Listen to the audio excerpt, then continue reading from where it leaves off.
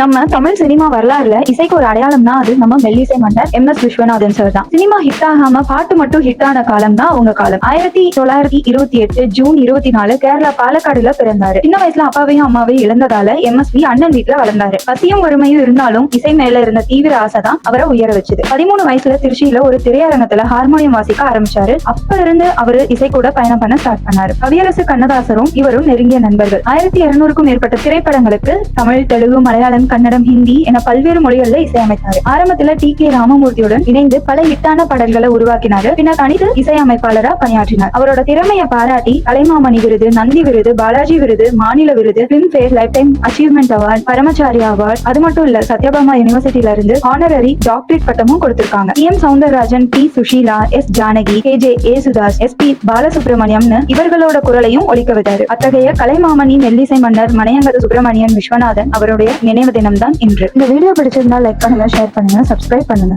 Thank you.